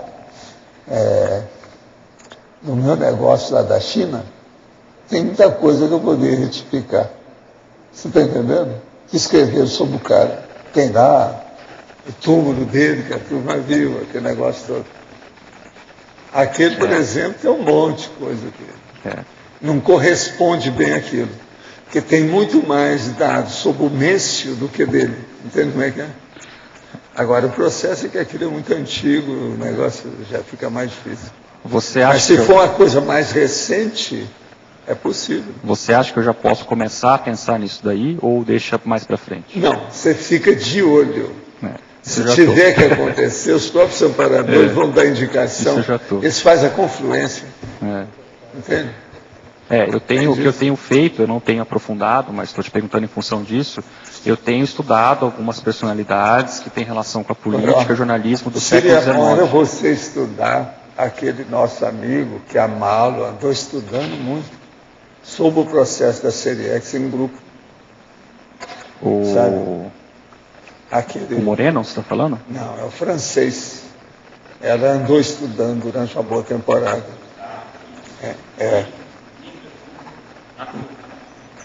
O Arthur. Esse aí que seria bom ver. Então, você vê algum livro dele, você tem uma noção do processo grupo kármico, o problema de conjunto. Você sabe que biografia é muito difícil você tirar, porque biografia diz respeito, até um certo ponto, basicamente, no ego kármico. Mas na hora que você escreve, já entrou no grupo kármico. Se é o biógrafo e o biografado, já é grupo kármico. Então, veja, o estudo da grupo kármico da Seriex, desse Arthur Gildenham, é muito importante no caso, você ter uma ideia. Você está entendendo? Não? Sim. Se você vai para a grupo karmologia, você tem uma visão muito maior da ego-karmologia. Claro. Então aí vale a pena. Arthur Gildenham, tem os livros dele todos lá embaixo, se você nunca leu, vale a pena dar uma olhadela nisso. E outra coisa, ele fez esse estudo grupal de reencarnação. Mas é um dos maiores que existe. É difícil achar outra coisa melhor do que aquilo. Mas ele ainda é muito fraco nisso. Entendeu? Hoje nós temos noções muito maiores do que tudo aquilo que ele falava. A Malo andou estudando muito o Arthur Gildenham. Ela sabe muita coisa a esse respeito também. Conversa com ela que vale a pena. Agora tem muita coisa inglesa e francesa no meio da história dele, tá? Sim. Só para você ter uma ideia. Vale a pena estudar. Donato? Oi? Aqui. Um dos pontos mais interessantes sobre o estudo da biografia é justamente o aspecto teático que você está trazendo para nós. Dentro dessa linha de raciocínio, como os trafares e os trafores do biografado, no caso do teu livro, impactaram você e como você lidou com isso? Isso alterou, qualificou, melhorou você? Qual foi o impacto dessa conexão entre vocês dois? Você sabe que eu tenho um curso, né, chamado Autoconhecimento através de Biografias, né, que o foco é exatamente esse, né, no sentido de como a pessoa aproveitar mais o estudo biográfico para ela identificar esses pontos. O que eu vejo nesse caso, o que mais dá impacto no estudo biográfico, é você começar a observar os trafores e trafares daquela consciência e fazer um cotejo com o teu. Mas tem uma diferença, o momento evolutivo daquela consciência, o contexto histórico, social, é diferente do teu. Então, as oportunidades que aquela consciência teve, os aportes, são menores do que o teu. Então, esse realmente é um ponto que chama a atenção. Uma questão que me impactou, por exemplo, durante o livro, eu comecei a fazer uma análise trafores, trafais de JK, né? Ainda muito superficial, mas foi o que foi possível fazer. Mas nesse contexto eu comecei a pensar, poxa, eu não peguei nem para fazer o meu ainda com profundidade. Eu já tinha feito alguma coisa, já tinha mexido com conscienciograma, mas dentro daquele contexto eu comecei a avaliar, poxa, eu podia ter aprofundado mais, com tanto anos de conscienciologia, né? E aí a partir daí eu comecei primeiro a aprofundar no meu para depois fazer o dele, né? Isso daí é um ponto que, são vários pontos que chamam a atenção, né? O principal que realmente eu vejo são as oportunidades que aquela personalidade teve e as que nós temos e o quanto nós estamos aproveitando essas oportunidades. A gente vê que, de fato, isso é um ponto que chama a atenção. JK é uma personalidade que dá, assim, grandes aprendizados para a gente, porque o contexto de vida dele, ele realmente foi com poucas oportunidades, com poucos aportes, assim, do ponto de vista de fartura de coisas, né? E realmente, nesse sentido aí, ele tem grandes méritos nesse sentido. Não só ele, mas outras personalidades também, né? Chegou a acontecer, no teu caso, algum trafor da personalidade que você apreendeu para você nesse estudo? Que você adquiriu ou qualificou em função dessa situação? O que eu vejo é o seguinte, a personalidade, elas são bem diferentes, né? O temperamento dele é bem diferente do meu. Embora até tenha alguns traços que sejam similares. Mas, em geral, foi o aprendizado maior é que eu pude ver um outro tipo de personalidade que era diferente da minha. Então, foi bom nesse sentido, né? Eu vi como que ele desenvolvia, como que ele fazia isso naturalmente, né? Com coisas que eu tenho dificuldade. E, por outro lado, também eu tinha alguns trafores que ele não tinha, né? Então, esse cotejo é bem interessante de você avaliar, para você dar mais valor ao que você tem e você ver o quanto de lacunas você ainda tem para desenvolver. Né? Isso no estudo biográfico, eu acho que não tem comparativo com outras oportunidades que a gente pode desenvolver. A biografia deixa muito claro isso, porque é um exemplo de vida. Então, a gente, nessa comparação, fica muito evidente isso. É o que eu percebo. Nonato. Alexandre, queria que você falasse um pouco de um ponto importante, que são as manipulações.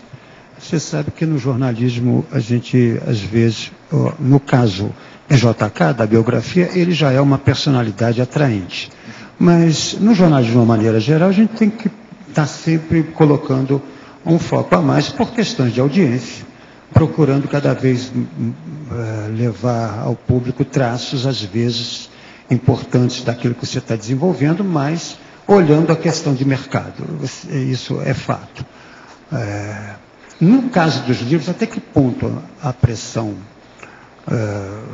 de mercado leva o biógrafo a manipular um pouco e carregar nas tintas no sentido de tornar a biografia mais atraente? Luiz, foi isso que eu procurei colocar aqui nessa parte da taxologia, porque é justamente um ponto, ao ler a biografia, é importante que a pessoa tenha ciência de que tipo de biografia nós estamos falando, e isso faz uma diferença. Claro que aí entra outro ponto aqui que eu coloquei no parágrafo seguinte, que o que importa na realidade, esses itens em si não são positivos ou negativos, mas o que interessa é a qualidade da pesquisa que é feita em si. Mas, evidentemente, que é interessante a pessoa avaliar, por exemplo, é uma biografia autorizada, é uma biografia encomendada, é independente, é profissional, é voluntária. Isso, evidentemente, na hora de você promover um livro, na hora que você vai ler o livro, você, tendo ciência desses fatores, vai fazer diferença na compreensão que você vai ter daquela leitura, né? Então, evidentemente que uma biografia, por exemplo, autorizada, encomendada e profissional, né, podem ser as três ao mesmo tempo, provavelmente a tendência maior vai ser de não haver tantas críticas àquela personalidade, né? Uma já mais independente, ou não autorizada, que é colocado, a tendência vai ser ter mais críticas, talvez até carregar nas tintas demais, ou mais equilibrado, né? Então, isso tudo aí são pontos que ajudam nesse sentido. Não sei se eu respondi a tua pergunta, você queria ir mais além. O livro está em qual perspectiva que você colocou? O meu livro? O JK. Olha, o meu livro está na perspectiva de... na verdade, são várias que podem ser concomitantes, né? Então, por exemplo, ela é independente, E ela é voluntária. Agora, nessa questão que o Luiz heterobiografia. Tem um aspecto interessante no seu caso, no caso dele. Ele não visa e não visou cifrão na publicação da obra. Ele doou todos os direitos, patrimônios intelectuais, copyright sobre o livro. Então, isso é seríssimo na questão social. É o problema econômico-financeiro dentro do capitalismo selvagem que nós vivemos. A hora que ele dispensou, já houve assim um alívio numa determinada área sobre o problema do biógrafo, entende como é que é? Falar o que precisa ser falado, né, das percepções e tudo mais. Isso é um limitante. Não que outras biografias não possam ser boas também, mas aí realmente é um ponto Porque tem gente que faz a biografia para ganhar dinheiro por aquela publicação. O problema é para sair da miséria, tirar o pé da lama, etc. Você não pensou nada disso. Então, é um aspecto que não pode ser esquecido aí no caso. Você tem, por exemplo, biógrafos que eles vivem 24 horas por dia escrevendo biografias. Né? Uma depois da outra. Aquele Fernando Rodrigues, por exemplo, ele leva 2, 3 biografias simultâneas escrevendo. E ele é um dos maiores biógrafos do Brasil hoje, né? Mas ele realmente é da linha mais profissional, dinheirista. Mas um grande biógrafo, né? Agora, o que a condição dele, para mim, é um sonho de consumo, não profissional, mas de estar naquela condição de poder se dedicar. Por exemplo, hoje eu estou pesquisando uma outra personalidade, mas não tenho tempo para pesquisar, né? Estou me organizando justamente para poder me dedicar mais. Então, esse é o problema de uma biografia voluntária, em que você tem que se organizar para poder fazer o que precisa ser feito. Oi, Alexandre. Tudo bem? Aqui em cima, beleza? Opa. Dá parabéns aí que você, como bom jornalista, já tinha lido também uma parte do livro, consegue falar, escrever de forma simples, né? Mas sem perder profundidade. Eu acho uma coisa legal isso. Agora, eu sei que já falaram sobre isso, eu cheguei bem tarde aqui, mas eu queria te perguntar, no caso do amparador de função, seu próprio biografado, né? O amparador de função do biógrafo, né? Aí seria um tipo de biografia mista aqui entre auto e hétero, nesse caso? Poderia se considerar? Ou... Não, nesse caso, assim, o que eu falo aqui de amparo extrafísico de função não é só com a personalidade, mas havia também outras consciências interessadas e amparando o processo. Estou dizendo nesse caso, vamos supor que não sei se na sua, né, mas no caso de alguma heterobiografia, o biografado seja consciente já, e ele seja lúcido e participe como amparador de função. Aí seria talvez um misto, né, dessas duas, né? O que eu vejo é o seguinte, é uma questão interessante que você está falando, mas é até bom esclarecer. Nessa condição, em alguns momentos eu percebi até mais claramente o próprio JK, mas em nenhum momento eu percebi algum tipo de interferência, mesmo que positiva, no trabalho. Então, não houve nada no sentido de sugerir algum conteúdo. Pelo contrário, o que eu vejo é que eu tive liberdade intra e extrafísica para poder... Mas você acha que poderia haver um caso cosmoético, em que essa interação fosse cosmoética e fosse feita a duas mãos, com aspectos de hétero e de... Até poderia, mas pelo próprio perfil democrático dessa personalidade, eu acho até que seria um pouco incoerente com a condição dele, porque...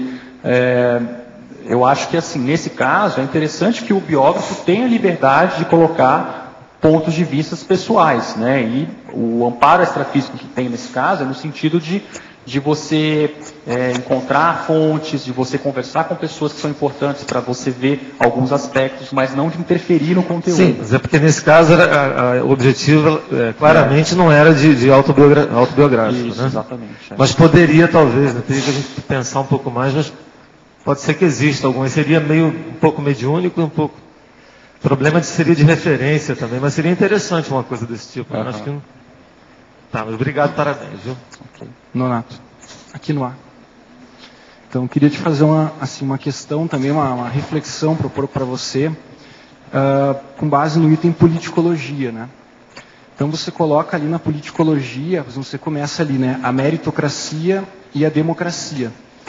Então, eu queria saber, assim, qual a sua opinião sobre a convivência dessas duas cracias, assim, como é que você enxerga isso? Porque a democracia, ela é um processo mais igualitário e simétrico, né? E o meritocracia, ela é um processo mais democrático, né? Mas poderia, talvez, ter uma E a meritocracia não, ela é mais assimétrica com base nas diferenças. Então, até tendo em vista assim nós aqui, a Cognópolis, a CCI, como é que você vê a junção dessas duas? Eu vejo que se a meritocracia é entendida consensualmente, racionalmente, dentro do sistema democrático, elas podem conviver tranquilamente com isso. Né? Então, a meritocracia, ela pode ser fruto da própria democracia. O próprio grupo entende que a meritocracia é um contexto interessante para se ter. Né? Então, aqui na nossa comunidade, a gente tem vários exemplos dessa condição. Né? Então, por exemplo, funções específicas que a gente leva em consideração pessoas com mais experiência naquela área, e isso é definido democraticamente. Tá? É dessa forma que eu vejo. O que eu vejo que você está colocando aí, que pode ser o risco, se essa meritocracia passa a ser fruto de uma autocracia. Né? Então, quer dizer, esse ponto tem que ser observado. Agora, se ela é fruto de uma democracia consensual, debatido, eu não vejo problema das duas coexistirem. O problema de uma, por exemplo, abafar a outra. Por exemplo, a democracia abafar a meritocracia e vice-versa. Né? Então, exato.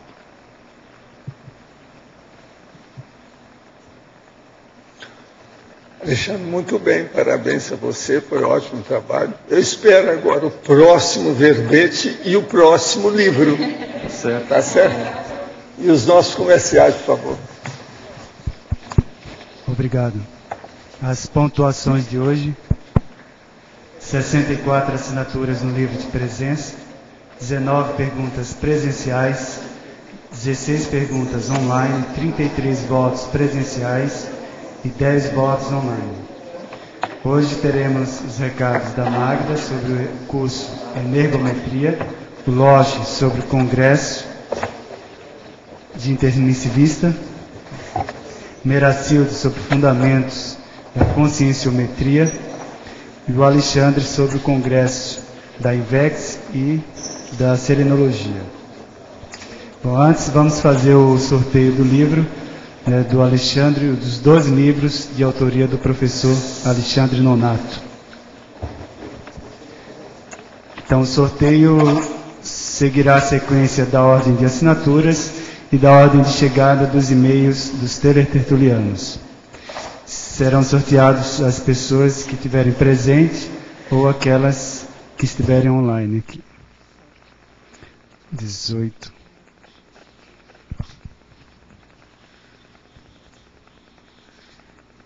Silvane. O que é? Florianópolis? Florianópolis, Silvana Florianópolis. Silvana, é isso? Então você recebeu o livro Inversão Existencial.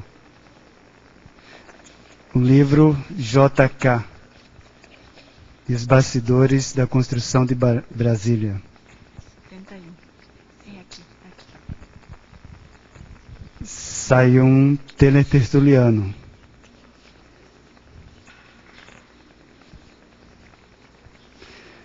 Valéria Carvalho Santos, de BH, Belo Horizonte, Minas Gerais.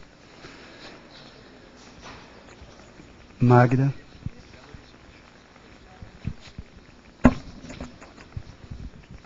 Boa tarde. Você quer ampliar a sua sinalética energética parapsíquica? Aumentar a sua sustentabilidade energética? Utilizar técnicas de psicometria no dia a dia com foco na prática e vivência das bioenergias? Então, lhe convido a fazer o curso Energometria, aqui em Foz do Iguaçu, nos dias 28 e 29 de maio, com o professor Mário Oliveira. As inscrições estão sendo efetuadas na recepção do CAEC. O telefone 3525 3525-2652 ou através do e-mail caec@caec.org. Obrigada e até mais.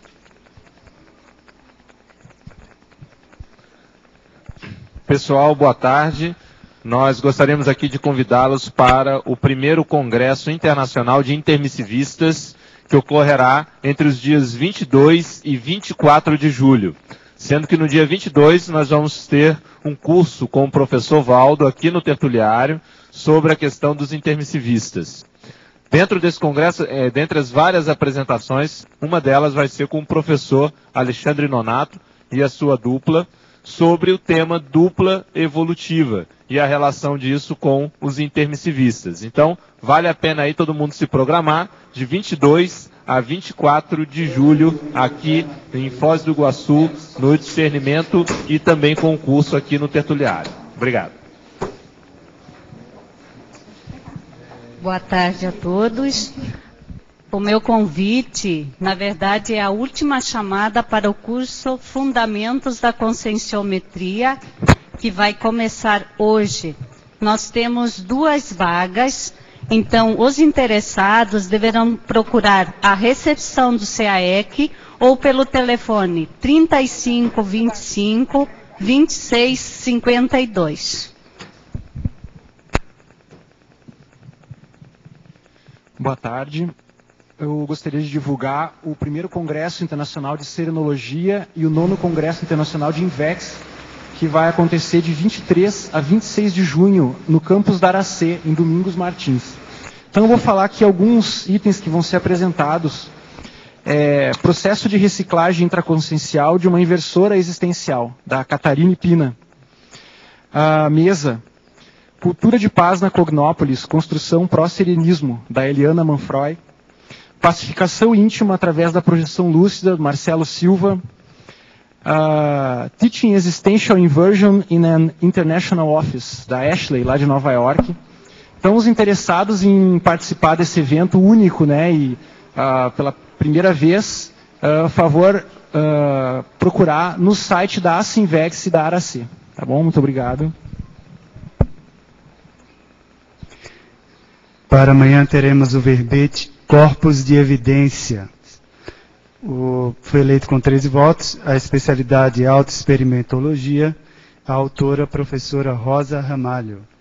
Obrigado pela presença de todos e até amanhã.